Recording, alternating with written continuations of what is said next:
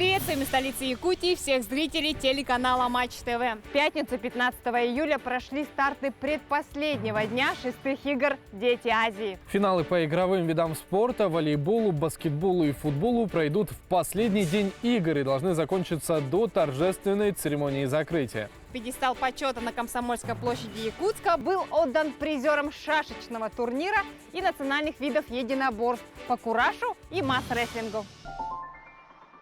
В завершающий день по масс-рестлингу на помосте и на зрительских трибунах атмосфера накалена до предела.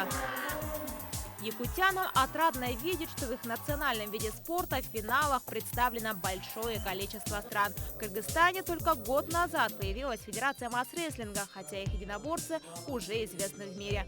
Из представленных 7 атлетов на играх «Дети Азии» 3 завоевали бронзовые награды. С якутами попали, поэтому нам было немножко сложновато. Но ребята до последнего боролись. В финалах блистали и монголы. Вчера бронзовой наградой отметился Амгаланбаатар Целеначир, а сегодня на ту же ступень пьедестала поднялся Жготбаяр Бурундурен в категории до 52 килограммов. Еще не работать надо.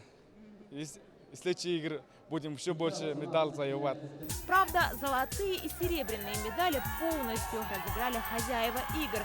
Якутские масс-рестлеры пока вне конкуренции. Все соперники сильные, здесь слабых нет. Тем более финальная борьба выдалась очень трудной. Использовал свой же стиль, тягу и стойку. Помимо Николая, чемпионами игр стали Артур Жирков, Никита Татаринов, Сергей Афонин.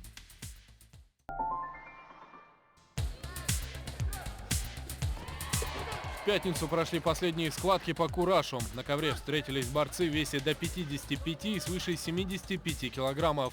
В первом финале сошлись Артур Ефимов из Якутии и Арсен Аведисян из Армении.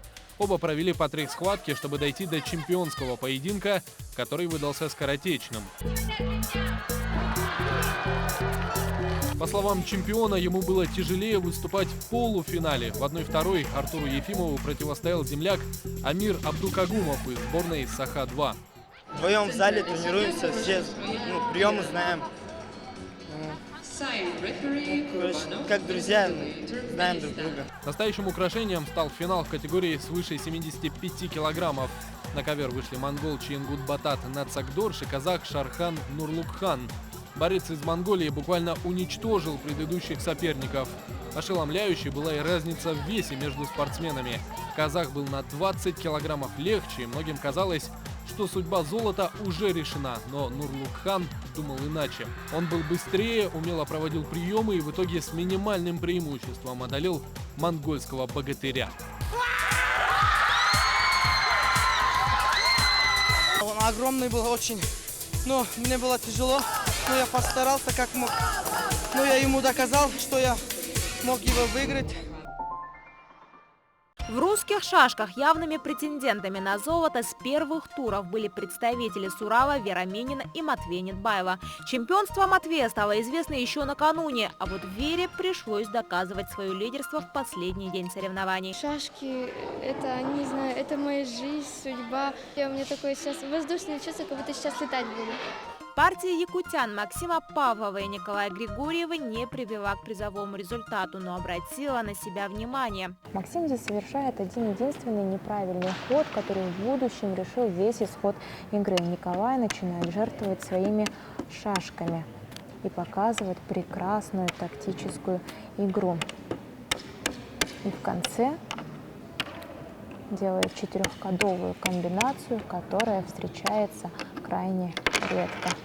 К финишной прямой лидеры последних туров по стоклеточным шашкам подошли с одинаковыми баллами. С каждым часом атмосфера только накалялась. Все претенденты на медали играли за разными досками, потому их очень волновали исходы партий соседних столов.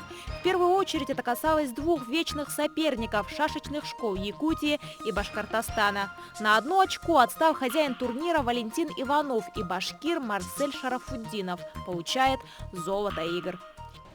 Каждый ход я делаю с большой осторожностью, продумывая, считая до конца варианты. Не менее напряженно выясняли отношения и девушки. Острая борьба за золото развернулась между троицей – якутянками Ксенией Наховой и Леной Кычкиной и представительницей сборной Башкортостана Кристиной Осиповой. Но в решающем туре Кристина Осипова проигрывает монголке Херленмунур Ганбай и теряет шанс выиграть не только золото, но и бронзу. В итоге 2 первых места у якутских шашисток. Думала, буду третьей, но вырвалась на 2-е место. Я очень рада. А золотая медаль в итоге у другой якутянки Ксении Наховой. Спортсменам разных стран для ознакомления с Якутией была предложена обширная культурная программа. А посмотреть в Якутске есть на что. Ну, во-первых, у нас есть единственный в мире музей мамонта, где все экспозиции посвящены исключительно мамонтам, жившим на территории Якутии большими колониями. А еще у нас есть музей хамуса. Хамус – это разновидность варгана, которая отличается характерным плотным звуком. Представляете, сколько мальчишек и девчонок из разных стран хотели бы сделать так же?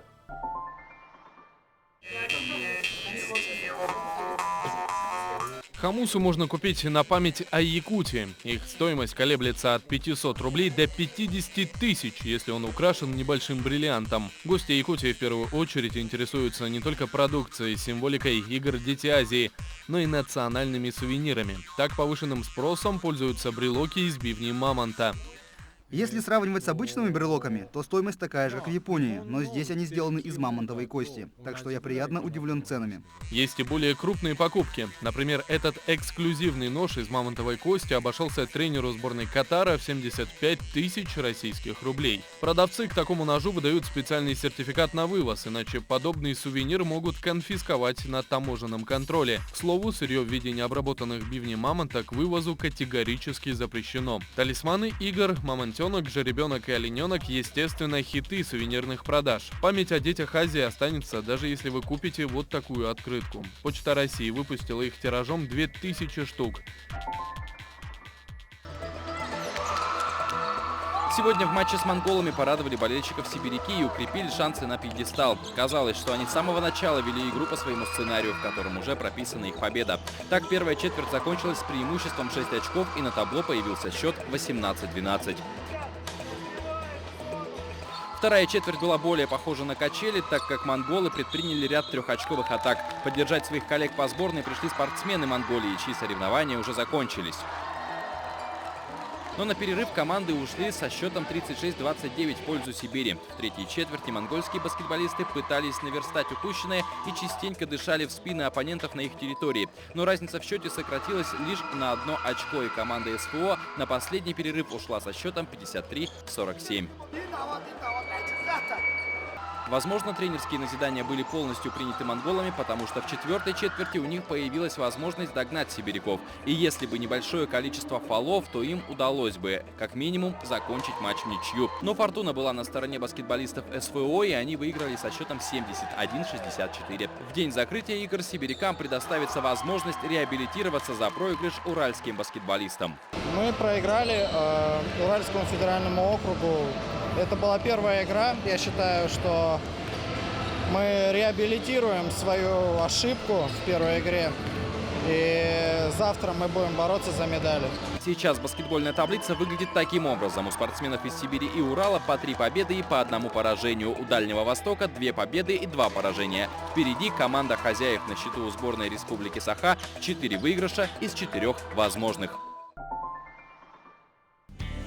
Мужская сборная Уральского округа по волейболу подтвердила статус фаворита соревнований. Команда встретилась с волейболистами с Дальнего Востока. С начала матча уральцы взяли инициативу в свои руки. Одержать победу в сете не помешали даже ошибки, которые допускала команда.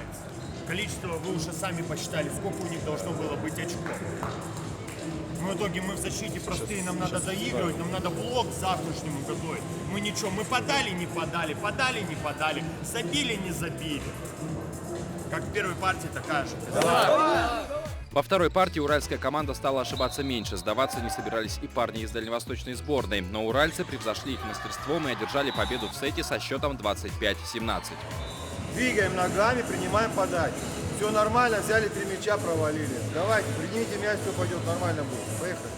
В третьей партии уральцы решили поставить победную точку в матче. Оторвались от оппонента на несколько очков и завершили сет со счетом 25-13. Для сборной Уральского округа эта победа стала 4-й подряд. Впереди матч со сборной Сибирского округа, которая имеет аналогичный результат. Противостояние двух фаворитов решит, кто станет обладателем золотых медалей.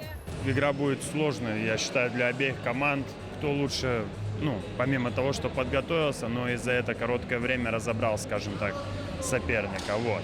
Мы настроены, как я от своих слов не отказываюсь, мы приехали биться сюда только за первое. И знаю Сибирь точно так же, абсолютно.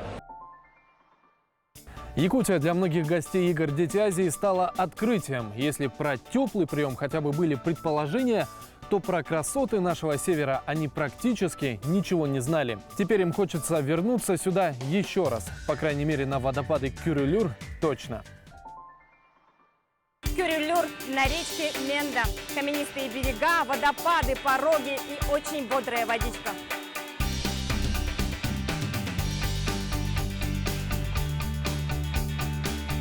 Водопады Кюрюлюр расположены в таежной зоне правобережья Лены километрах 100 от Якутска. Это популярное место отдыха отыскать довольно просто, ведь уже после переправы встречаются указатели с забавным текстом «Кюрюлюр рядом, еще чуть-чуть, практически доехали и, наконец, поздравляем, вы на месте».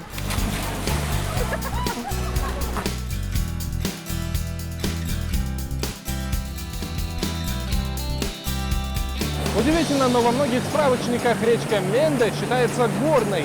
При этом вокруг нет ни единой горы, только холмы да утесы. Вот такой парадокс.